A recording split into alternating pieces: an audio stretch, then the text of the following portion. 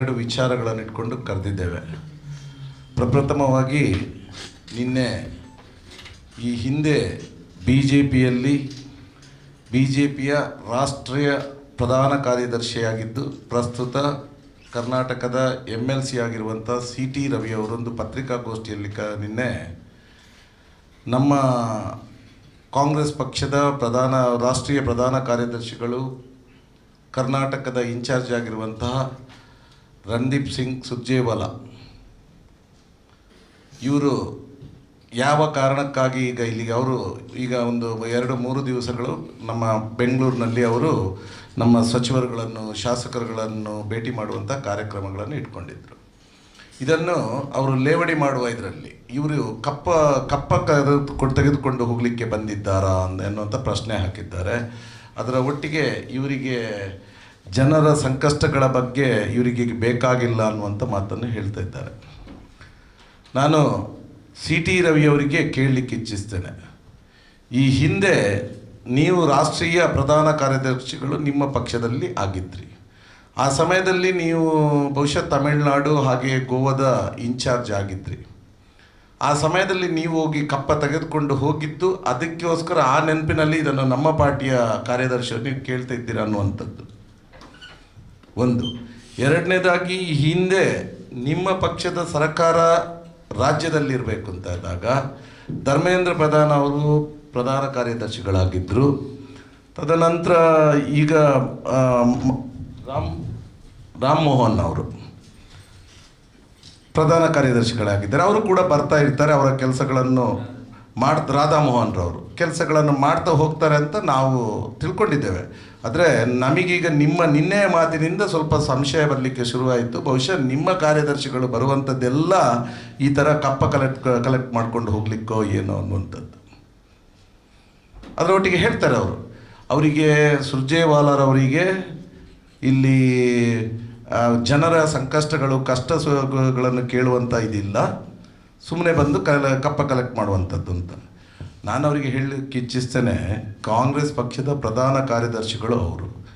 ಈಗಲ್ಲ, ಈ ಕಾಂಗ್ರೆಸ್ ಪಕ್ಷ ಇಲ್ಲಿ ಅಧಿಕಾರಕ್ಕೆ ಬರಬೇಕು ಅಂತಂದರೆ ಬಹುಶಃ ಒಬ್ಬ ಹಗಲಿರುಳು ದುಡಿದಂಥ ಒಬ್ಬ ಪ್ರಧಾನ ಕಾರ್ಯದರ್ಶಿಗಳು ಅವರು.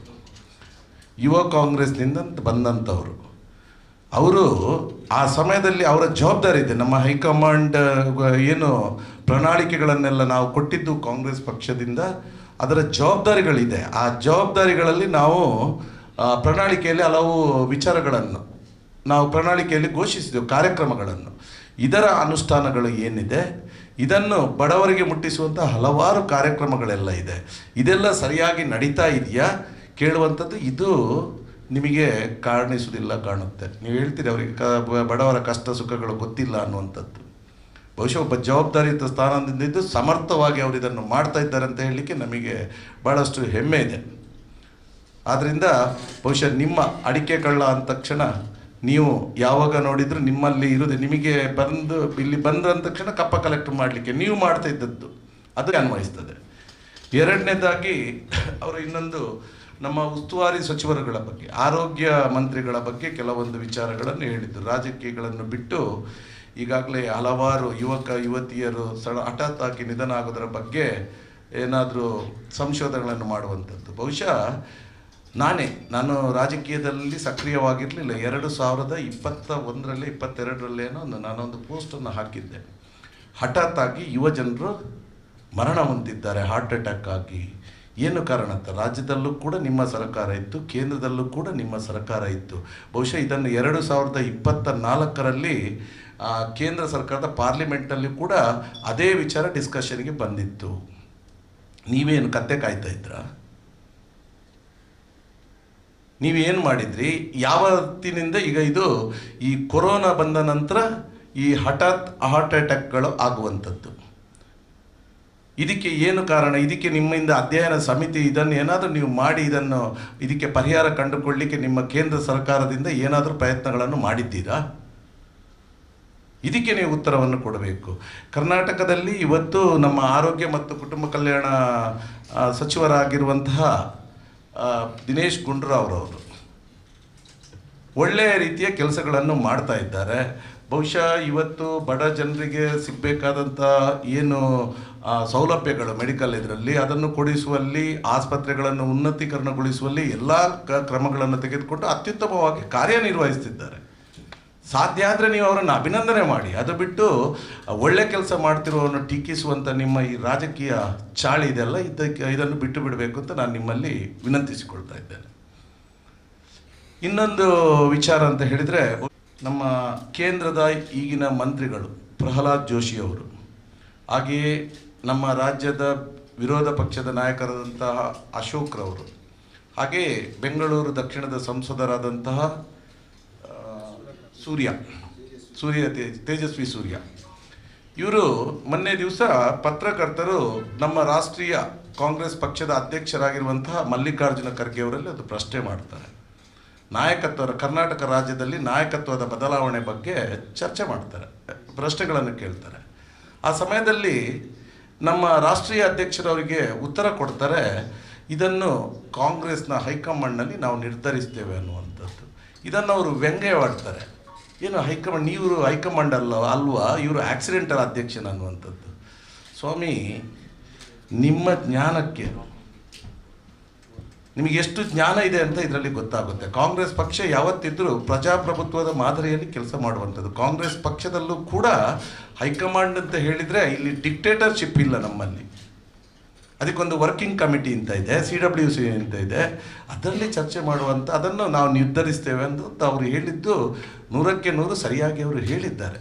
ಕಾಂಗ್ರೆಸ್ ಪಕ್ಷದಲ್ಲಿ ಏನು ನಡೆಯುತ್ತೆ ಅಂತ ನಿಮಗೆ ಇವತ್ತು ಮೋದಿ ಅಮಿತ್ ಶಾ ಬಿಟ್ಟರೆ ಬೇರೆ ಅವರು ಇರಲಿಕ್ಕಿಲ್ಲ. ಆದರೆ ಕಾಂಗ್ರೆಸ್ ಪಕ್ಷಕ್ಕೆ ಇವತ್ತು CWC ಬಹಳ ಬಲಿಷ್ಠವಾಗಿದೆ. ಏನು ನಿರ್ಧಾರಗಳನ್ನು ತೆಗೆದುಕೊಳ್ಬೇಕಿದ್ರು ನಾವು ಅಲ್ಲಿ ನಿರ್ಧಾರವನ್ನು ತೆಗೆದುಕೊಳ್ತೇವೆ ಅನ್ನುವಂಥದ್ದನ್ನು. ಇದು ಉತ್ತರ ಇದಕ್ಕೆ. ಆದ್ದರಿಂದ ಅದರ ನಂತರ ಬಹುಶಃ ಜಿಲ್ಲೆಯಲ್ಲಿ ಇವತ್ತು ಒಂದು ಪುತ್ತೂರಿನಲ್ಲಿ ಒಂದು ವಿಚಾರ ನೀವು ನೋಡಿರಿ. ಒಂದು ಯುವತಿಗೆ, ಹದಿಹರೆಯದ ಯುವತಿಗೆ ಇವತ್ತು ಅನ್ಯಾಯ ಆಗಿರುವಂಥದ್ದು. ಇದರಲ್ಲಿ ರಾಜಕೀಯ ಮಾಡೋದು ಆಗಬಾರ್ದು. ಬಹುಶಃ ಆ ಹುಡುಗಿಗೆ ನ್ಯಾಯ ಸಿಗಬೇಕನ್ನುವಂಥದ್ದು ಕಾಂಗ್ರೆಸ್ ಪಕ್ಷ ಯಾವತ್ತೂ ಕೂಡ ಆ ಕುಟುಂಬದೊಟ್ಟಿಗೆ ಇರುತ್ತೆ ಅನ್ನುವಂಥ ಮಾತನ್ನು ನಾನು ಹೇಳಲಿಕ್ಕೆ ಇಚ್ಛಿಸ್ತೇನೆ. ಈಗಾಗಲೇ ನೋಡಿ, ಇಂಥ ಕೆಲಸಗಳು ಇದಾದಾಗ ಕಾನೂನು ರೀತಿಯಲ್ಲಿ ಒಂದು ರೀತಿಯಲ್ಲಿ ಕೆಲಸಗಳು ಆಗ್ತಾ ಹೋಗುತ್ತೆ, ಕ್ರಮಗಳನ್ನು ತೆಗೆದುಕೊಳ್ಳುವಂಥದ್ದು. ಇನ್ನೊಂದು, ಆ ಯುವತಿಗೆ ಬಾಳು ಕೊಡುವಂಥದ್ದು ಕೂಡ, ಒಂದು ಮಗು ಆಗಿದೆ, ಬಾಳು ಕೊಡುವಂಥದ್ದು ಕೂಡ ಒಂದು ಸೋಷಿಯಲ್ ರೆಸ್ಪಾನ್ಸಿಬಿಲಿಟಿ. ಎಲ್ಲರೂ ಅದರ ಯಾರು ಇದು ಮಾಡಿದ್ದಾರೆ ಅದನ್ನು ನ್ಯಾಯ ಸಿಗುವಾಗ ಆಗಬೇಕು. ಅದನ್ನು ಕೆಡಿಸುವಂಥ ಕೆಲಸಕ್ಕೆ ರಾಜಕೀಯ ಮಾಡಲಿಕ್ಕೆ ಕಾಂಗ್ರೆಸ್ ಹೋಗ್ತಾ ಇಲ್ಲ. ಆದರೆ ಖಂಡಿತವಾಗಲೂ ಆ ಯುವತಿಗೆ ನ್ಯಾಯ ಕೊಡಿಸುವಲ್ಲಿ ನಮ್ಮ ಪಕ್ಷ ಅವರೊಟ್ಟಿಗೆ ಇರುತ್ತೆ ಅನ್ನುವಂಥದ್ದು. ಇನ್ನೊಂದು ವಿಚಾರ, ಬಹುಶಃ ನಿನ್ನೆ ದಿವಸ ನಾವು ನೋಡಿದ್ದು, ಎಲ್ಲದರಲ್ಲಿ ಗಮನಿಸಿರ್ಬೋದು, ಬ್ರಹ್ಮಾವರದಲ್ಲಿ ರಸ್ತೆಯಲ್ಲಿ ಬಿದ್ದಿತ್ತು, ಇದಾಯಿತು ಅಂತ ಹೇಳುವಂಥದ್ದು ಬಹುಶಃ ಎಲ್ರಿಗೂ ಬಹಳಷ್ಟು ನೋವಿನ ವಿಚಾರವಾಗಿತ್ತು. ನಾವೆಲ್ಲರೂ ನಿಜವಾಗ್ಲೂ ಇದನ್ನು ಖಂಡಿಸ್ತಿದ್ದೇವೆ. ಅದರ ನಂತರ ಬಹುಶಃ ನಮ್ಮ ದಕ್ಷ ಪೊಲೀಸ್ನವರು, ಕರ್ನಾಟಕ ಸರ್ಕಾರ ಇವತ್ತು ಬಹುಶಃ ನಮ್ಮ 2 ಜಿಲ್ಲೆಗಳಲ್ಲಿ ನೀವು ಗಮನಿಸಿದರೆ ಕಳೆದ 1 ತಿಂಗಳಿನಿಂದ ಪೊಲೀಸ್ ವ್ಯವಸ್ಥೆಯಲ್ಲಿ ಬಹಳಷ್ಟು ಮಾರ್ಪಾಡುಗಳಾಗಿದೆ. ಇವತ್ತು ಬಹಳ ನಿಷ್ಠೆಯಿಂದ ಕೆಲಸಗಳು ಮಾಡ್ತಾ ಇದ್ದಾರೆ. ಯಾವುದಕ್ಕೆ ಕಾನೂನೇ ಮುಖ್ಯ, ಕಾನೂನನ್ನೇ ಗಮನದಲ್ಲಿಟ್ಕೊಂಡು ಎಲ್ಲ ಕೆಲಸಗಳು ನಡೀತಾ ಇದೆ. ವಿದಿನ್ 24 ಅವರ್ಸಲ್ಲಿ ಆರೋಪಿಗಳನ್ನು ಪತ್ತೆ ಹಚ್ಚಿ ಅವರನ್ನು ಬಂಧಿಸುವಂಥ ಕೆಲಸ ಕೂಡ ಇವತ್ತು ಆಗಿದೆ. ಆ ಉಡುಪಿ ಪೊಲೀಸ್ನವರಿಗೆ ನಾನು ಅಭಿನಂದನೆಗಳನ್ನು ಸಲ್ಲಿಸ್ತಿದ್ದೇನೆ. ಯಾಕೆ ಈ ವಿಚಾರಗಳನ್ನು ನಾನು ಇಲ್ಲಿ ಪ್ರಸ್ತಾವಿಸ್ತಿದ್ದೇನೆಂತ ಹೇಳಿದರೆ, ಬಹುಶಃ ಇದೊಂದು ಈ ಹಿಂದೆ ಪೊಲೀಸ್ನವರಿಗೆ ಇನ್ನೂ ಕೂಡ ಈ ಘಟನೆಯಲ್ಲಿ ಕೆಲಸಗಳಿದೆ. ಯಾಕೆ ಅಂತ ಹೇಳಿದರೆ, ಇದನ್ನು ಬೇರೆ ಒಂದು ಸಮುದಾಯದವರ ಮೇಲೆ ಹಾಕಿ ಇನ್ನೊಂದು ಗಲಭೆಗಳನ್ನು ಸೃಷ್ಟಿ ಮಾಡುವ ಒಂದು ಉದ್ದೇಶ ಇದರಲ್ಲಿ ಇರಲಿಕ್ಕೂ ಸಾಧ್ಯತೆಗಳಿದೆ. ಬಹುಶಃ ಪೊಲೀಸ್ನವರು ಅದ್ಭುತವಾದಂಥ ಕೆಲಸವನ್ನು ಮಾಡಿದ್ರು. ಈ ಕೂಡಲೇ 6 ಆರೋಪಿಗಳನ್ನು ಪತ್ತೆ ಹಚ್ಚಿ ಎಲ್ಲಿಯೂ ಶಾಂತಿ ಕದಡದಂತೆ ಉತ್ತಮ ಕೆಲಸಗಳನ್ನು ಮಾಡಿದ್ದಾರೆ. ಅವರಿಗೆ ಮತ್ತೊಮ್ಮೆ ಅಭಿನಂದನೆಗಳನ್ನು ಕೊಡ್ತಾ ಇದ್ದೇನೆ.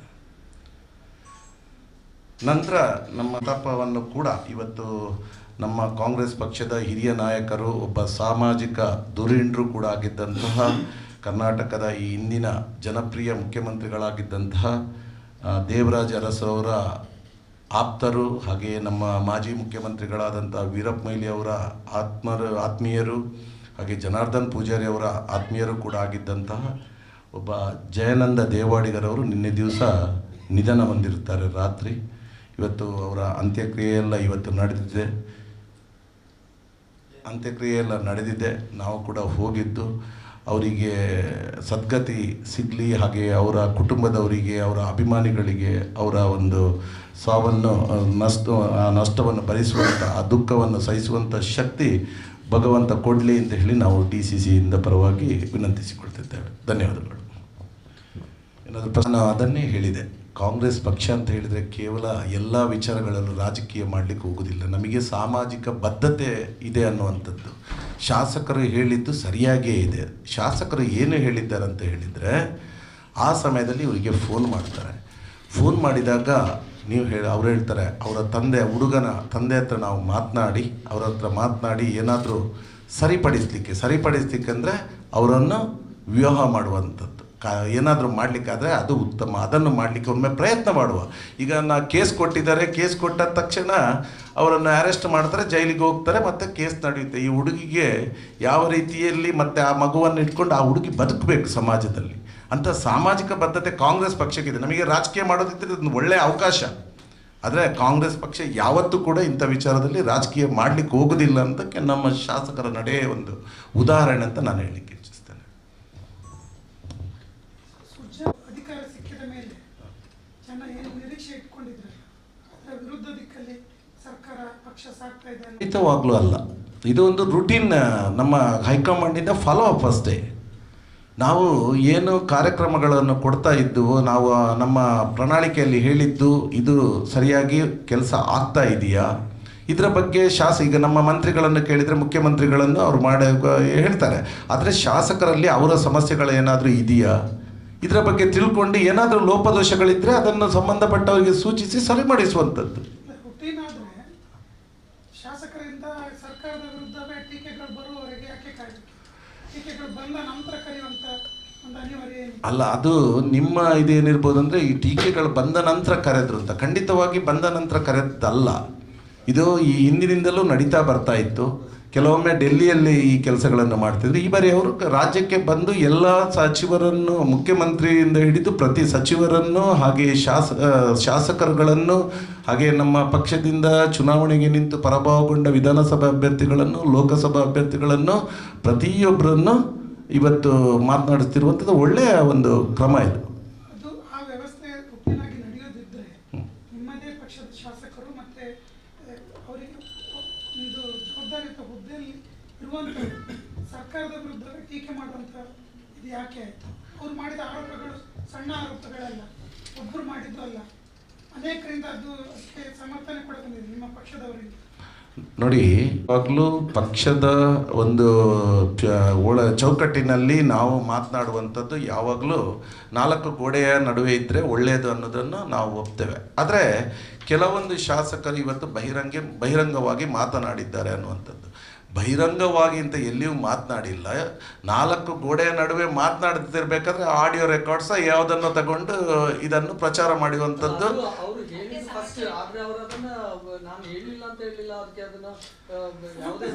ಸರಿ, ಕರೆಕ್ಟ್. ನಾನು ಹೇಳ್ತೇನೆ, ನಮ್ಮಲ್ಲಿ ಎಲ್ಲದೂ ಸರಿಯಾಗಿ ನಡೀತಾ ಇದೆಯಾ ಅಂತ ಕೇಳಿದರೆ ಖಂಡಿತ ಇಲ್ಲ. ಆ ಸಮಸ್ಯೆ ಅವರಿಗೆ ಹೇಳುವಂಥದ್ದು, ನಾವು ಮಾತನಾಡಬೇಕನ್ನುವಂಥದ್ದನ್ನು ಅವರು ಹೇಳಿದರು. ಸಮಸ್ಯೆ ಇದ್ದದ್ದು ಹೌದು, ಆದರೆ ಅವರು ಅದನ್ನು ಬಹಿರಂಗವಾಗಿ ಹೇಳಬೇಕು ಅಂತೇಳಿ ಅವರು ಎಲ್ಲಿಯೂ ಕೂಡ ಪ್ರೆಸ್ ಕಾನ್ಫರೆನ್ಸ್ ಕರೆದು ಎಲ್ಲಿಯೂ ಕೂಡ ಹೇಳಲಿಲ್ಲ. ಖಂಡಿತವಾಗ್ಲೂ ಸಮಸ್ಯೆ ಎಲ್ಲಿ, ಈಗ ನಾವೊಂದು ಮನೆಯಲ್ಲಿ ಇಟ್ಕೊಂಡ್ರು ಕೂಡ ಚಿಕ್ಕ ಒಂದು ಮನೆಯನ್ನು ಇದು ಮಾಡಬೇಕಾದ್ರೆ ಹಲವಾರು ಸಮಸ್ಯೆಗಳಿರುತ್ತೆ. ಆ ಸಮಸ್ಯೆಗಳನ್ನು ಎಲ್ಲ ಪರಿಹಾರ ಮಾಡಬೇಕಲ್ವ? ರಾಜ್ಯ ಅಂತ ಹೇಳಿದ ತಕ್ಷಣ, ಒಂದು ರಾಜ್ಯ ಸರ್ಕಾರ ಅಂತ ಹೇಳಿದ ತಕ್ಷಣ ಬಹಳಷ್ಟು ಜವಾಬ್ದಾರಿಗಳಿರುತ್ತೆ, ಭಿನ್ನಾಭಿಪ್ರಾಯಗಳಿರುತ್ತೆ, ಸರ್ವೇ ಸಾಮಾನ್ಯ. ಅದನ್ನು ಸರಿಪಡಿಸುವಂಥ ಕೆಲಸ ಮಾಡ್ತಾ ಇದ್ದಾರೆ. ಸಮಸ್ಯೆಗಳು ಆರಂಭದಿಂದಲೂ ಇದೆ. ಅಂದ್ರೆ ಒಂದು ಕಡೆಯಲ್ಲಿ ಮುಖ್ಯಮಂತ್ರಿ ಅವರ ಒಂದು ವೀಕ್ ಆದಂತೆ ಕಾಣ್ತಾ ಇಲ್ವಾ ಅಂತ. ಇಂತಹ ಆರಂಭದಿಂದಲೂ ಇದೇ ಸಮಸ್ಯೆಗಳು ಇನ್ನೂ ಸಹ ಮುಗಿತಾ ಇಲ್ಲ. ಮುಖ್ಯಮಂತ್ರಿಗಳು ಇನ್ನಷ್ಟು ಬಲಿಷ್ಠರಾಗಿದ್ದಾರೆ. ಖಂಡಿತವಾಗ್ಲೂ ಎಲ್ಲಿಯೂ ಕೂಡ ವೀಕ್ ಅನ್ನುವಂಥದ್ದು ಇಲ್ಲ.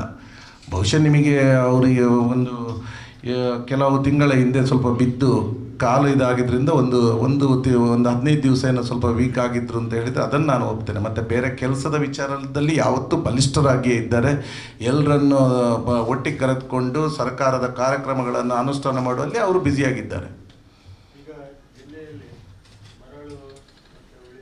ಅಭಿಪ್ರಾಯಗಳನ್ನು ನಾವು ಕೇಳಬೇಕು ಅಂತ ಇದ್ದೇವೆ. ಬಹುಶಃ ನಾವಂತೂ ಬಹಳ ಹೆಮ್ಮೆಯಿಂದ ಸಂತೋಷದಿಂದ ಇದ್ದೇವೆ. ಯಾಕಂದರೆ ನಾವು ಇಲ್ಲಿಯ ಕೆಲವು ಅಧಿಕಾರಿಗಳನ್ನು ಬದಲಾವಣೆ ಮಾಡಿದ ನಂತರ ಇವತ್ತು ಈ ಜಿಲ್ಲೆಯಲ್ಲಿ ಶಾಂತಿ ನೆಲೆಸಿದೆ.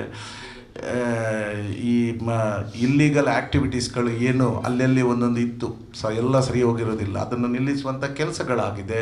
ಇದರಿಂದ ಬೇರೆ ಬೇರೆ ನೀವು ನೋಡ್ತಾ ಇರ್ಬೋದು, ಕಾನೂನು ಬಾಹಿರ ಕೆಲಸಗಳಿಗೆ ಎಲ್ಲಿಂದ ಪ್ರೋತ್ಸಾಹ ಸಿಗ್ತಿತ್ತು ಅನ್ನೋದು ಕೂಡ ನಿಮಗೆ ಈಗಾಗಲೇ ತಿಳಿದಿರ್ಬೋದು.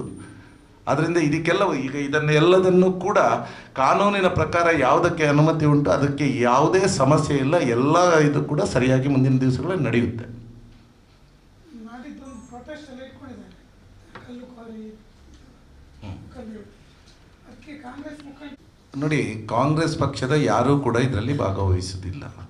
ಈಗ ಪ್ರೊಟೆಸ್ಟ್ ಮಾಡುವವರು ಖಂಡಿತ ಅವರನ್ನು ಮಾಡಿಯೇ ಮಾಡ್ತಾರೆ. ಈಗ ವಿರೋಧ ಪಕ್ಷದವರಿಗೆ ಬೇರೆ ಕೆಲಸಗಳಿರೋದಿಲ್ಲ, ಇದನ್ನೇ ಮಾಡುವಂಥದ್ದು. ಆದ್ದರಿಂದ ಪ್ರೊಟೆಸ್ಟ್ ಮಾಡುವವರು ಮಾಡ್ತಾರೆ. ಇವತ್ತು ನಮಗೆ ನಿನ್ನೆ KDP ಮೀಟಿಂಗಲ್ಲೂ ಕೂಡ ಬಹುಶಃ ತಾವೆಲ್ಲ ಗಮನಿಸಿರ್ಬೋದು. ನಿನ್ನೆ ನಿಮಗೆ ಪ್ರೆಸ್ಸಲ್ಲಿ ಎಲ್ಲ ವಿಚಾರಗಳು ತಿಳಿದಿದೆ, ಅಲ್ಲಿ ಏನು ನಡೆದಿದೆ ಅನ್ನುವಂಥದ್ದು. ಇದನ್ನು ನಾವು ಎಲ್ಲಿಯೂ ಕೂಡ ಪೊಲೀಸ್ ಆಫೀಸರ್ಸ್ಗಳಿಗಿರ್ಬೋದು, ಜಿಲ್ಲಾಧಿಕಾರಿ ಅವರಿಗೆ ಪೂರ್ಣವಾದ ಸ್ವಾತಂತ್ರ್ಯವನ್ನು ಕಾಂಗ್ರೆಸ್ ಪಕ್ಷ ಕೊಟ್ಟಿದೆ.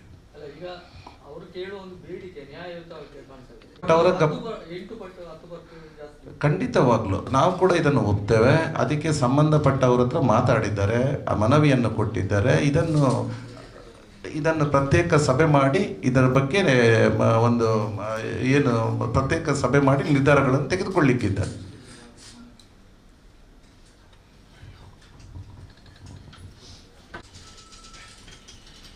ಪತ್ರಿಕಾ ದಿನಾಚರಣೆ ತಮಗೆಲ್ಲರಿಗೂ ಹೃದಯಪೂರ್ವಕ ಅಭಿನಂದನೆಗಳನ್ನು ದಕ್ಷಿಣ ಕನ್ನಡ ಜಿಲ್ಲಾ ಕಾಂಗ್ರೆಸ್ ಸಮಿತಿಯಿಂದ ಕೊಡ್ತಾ ಇದ್ದೇವೆ.